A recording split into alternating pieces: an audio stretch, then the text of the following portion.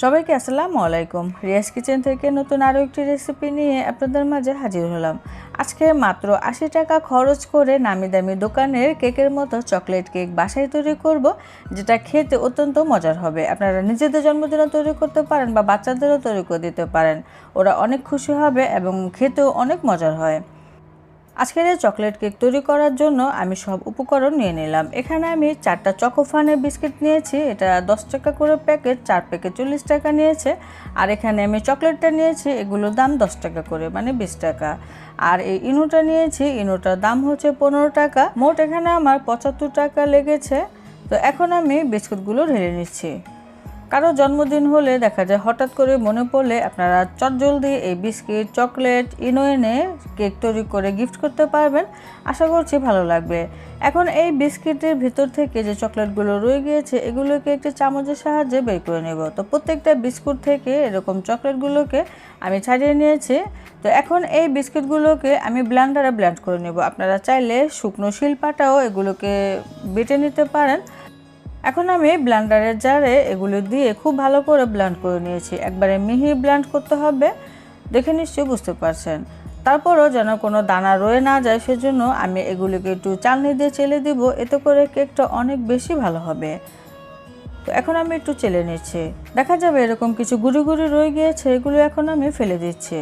এখন এখানে স্বাদ অনুযায়ী চিনি দিতে হবে। আমি এখানে 2 টেবিল চামচ পরিমাণে চিনি দিয়ে দিলাম। যেহেতু বিস্কিটগুলো এমনিতেই মিষ্টি থাকে সেজন্য এখানে চিনির পরিমাণটা বেশি না দিলেই ভালো।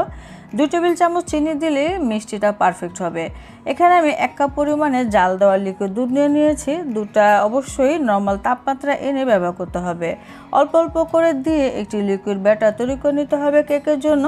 তো দুধটা একবারে না দিয়ে অল্প অল্প করে দিতে হবে, এরকম ঘনত্বে তৈরি করে নিতে হবে। আমি একটি চামচে দেখিয়ে দিচ্ছি কেমন ঘনত্ব হবে।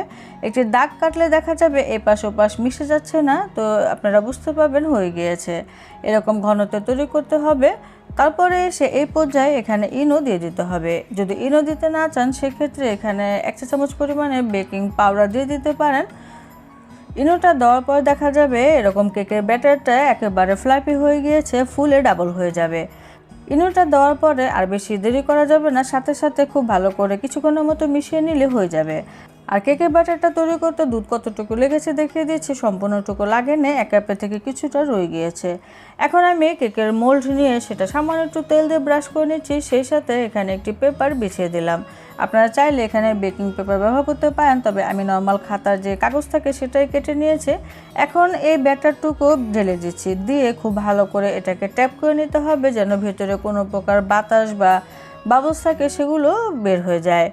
তারপরে গরম হাঁড়িতে দিয়ে দিতে হবে। আমি প্রথম থেকে একটি হাঁড়ি বসিয়ে এটার উপর একটি স্ট্যান্ড দিয়েছিলাম, এখন এই কেকের মোল্ড বসিয়ে দিলাম। অবশ্যই হাঁড়িটা প্রথম থেকে গরম করে তারপরে এই কেকের মোল্ড বসিয়ে দিতে হবে। এখন ঢাকনা দিয়ে ঢেকে দিতে হবে, আর ঢাকনা কোনো প্রকার ছিদ্র থাকলে সেটাকেও বন্ধ করে দিতে হবে। এখন চুলার জালটা মিডিয়ামে থেকে কমে রেখে বা একেবারে নিভু নিভু থেকে একটু বাইরে রেখে কেকটা বেক করতে হবে 30 থেকে 35 মিনিট। ফিরে এলাম আমি 35 মিনিট পর। ঢাকনাটা উঠে কেকটা একটু চেক করে নিচ্ছি, কাঠিটা পুরোপুরিভাবে শুকনো এসেছে, মানে আমার কেকটা হয়ে গিয়েছে। এখন কেকটাকে নামিয়ে আমি এভাবে ঠান্ডা করার জন্য রেখে দিব, তবে একটি ঝাড়ন বা তাওয়াল দিয়ে ঢেকে রাখলে কেকটা সফট থাকবে, এটা ড্রাই হয়ে যাবে না। অবশ্যই এটাকে একটু ঢেকে রাখার চেষ্টা করবেন। এখন আমি কেকের জন্য চকলেট গানাশ তৈরি করে নিব। সেজন্য একটি ফ্রাই প্যানে 1/2 কাপ পরিমাণে জাল দেওয়া লিকুইড দুধ নিয়ে নিলাম। সেই সাথে বিস্কিট থেকে যে চকলেটগুলো বের করে রেখেছিলাম সেটুকু দিয়ে দিলাম, এবং সেই সাথে যে 2 প্যাকেট চকলেট কিনে এনেছিলাম সেটাও দিয়ে দিলাম। তো সম্পূর্ণটুকু দিয়ে খুব ভালো করে এখন মিশিয়ে নিতে হবে। চুলাটাকে এখন আমি জ্বালিয়ে দিব, চুলার জালটা একটু কমিয়ে রেখে একটু নেড়ে চেড়ে মিশিয়ে নিতে হবে। যখন মেশানো হয়ে যাবে তখন এখানে আমি 2 টেবিল চামচ পরিমাণে দিয়ে দিচ্ছি কোকো পাউডার। আপনারা চাইলে এখানে চকলেট ইমালশন থাকলে সেটাও ব্যবহার করতে পারেন, এতে করে খুবই সুন্দর গ্লেজি ভাব আসে। তো একটু বলক আনিয়ে নিয়েছি, এখন এখানে স্বাদ অনুযায়ী চিনি দিতে হবে। তো আমি এখানে প্রায় 2 টেবিল চামচ পরিমাণে চিনি দিয়ে দিব। চিনিটা দেওয়ার পরে আবারও খুব ভালো করে নেড়েচেড়ে মিশিয়ে নিব। কিছুক্ষণের মতো জাল দিলে আমাদের এই গানাশটা হয়ে যাবে। এরকম লিকুইড থাকতে নামিয়ে নিতে হবে, নামানোর পরে এটা একটুখানি টেনে আসবে। তো এখন আমি চুলাটাকে বন্ধ করে এটাকে এক সাইডে রেখে দিচ্ছি। আর এই সময়ের মধ্যে কেকটা খুব সুন্দরভাবে ঠান্ডা হয়ে গিয়েছে। এখন আমি মোল্ড আউট করে নিচ্ছি। নিচে যে পেপারটা ছিল এটাকেও ছাড়িয়ে নিচ্ছি। কেকটা আসলে খেতে অত্যন্ত মজার, আপনারা যদি তৈরি না করেন বুঝতে পারবেন না। তো খুবই সুন্দর সফট হয়েছে। আপনারা চাইলে এখন এটাকে মাঝখান থেকে কেটে তারপরে দুটি ভাগে ভাগ করে চকলেট গানাশ দিয়ে দিতে পারেন, তবে আমি আজকে আর কাটছি না। তো উপরের লেয়ারটাতে চকলেট দিয়ে দেবো, আর প্লেটের চারো সাইডে একটু পেপার দিয়ে দিচ্ছি যেন খুব সহজে বা খুব সুন্দরভাবে পরিষ্কার করা যায়। তো চকলেটটুকু আমি ঢেলে দিচ্ছি, আপনারা চামচ দিয়ে একটু আস্তে আস্তে অল্প অল্প করে দেবেন। আমি সম্পূর্ণটুকু দিয়ে এরকম একটু চারো সাইডটাকে মিশিয়ে দিচ্ছি। কেকটা যখন খুব ভালো করে মেশানো হয়ে যাবে তখন এটা ফ্রিজে নর্মাল পোর্শনে রেখে সেট করে নিতে হবে।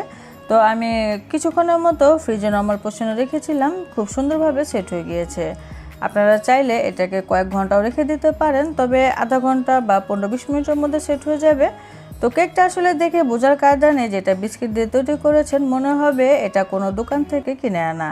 তো উপরে আমি কিছুটা সুগার বল দিয়ে দিচ্ছি, তবে এগুলো আসলে অপশনাল, এবং আমার বাসায় কিছু চকলেট ছিল সেটাকে উপরে দিয়ে দিচ্ছি দেখার সৌন্দর্যের জন্য এবং বাচ্চা যেন খেতে চায় তার আগ্রহটা বাড়ানোর জন্য। আর এই সুগার বলগুলো না থাকলে আসলে আমরা ছোটোবেলায় যে টিকটিকি ডিম খেতাম এগুলো এখনও কিন্তু ছোটোখাটো দোকানে পাওয়া যায়, আপনারা চাইলে সেগুলো এনে দিয়ে দিতে পারেন। আর কে কে এই ছোট ছোট বলগুলোকে টিকটিকি ডিম বলে জানেন আমাকে অবশ্যই কমেন্টে জানাবেন। আমরা তো ছোটোবেলায় এগুলোকে টিকটিকি ডিম বলে খেতাম। কেকটা কেটেও শেয়ার করছি কেমন হয়েছে। কেকটা আলহামদুলিল্লাহ খেতে অনেক মজার হয়েছিল, আমার বাবুরা তো বেশ পছন্দ করেছে। আপনারা তৈরি করলে নিরাশ হবেন না, আশা করছি ভালো লাগবে।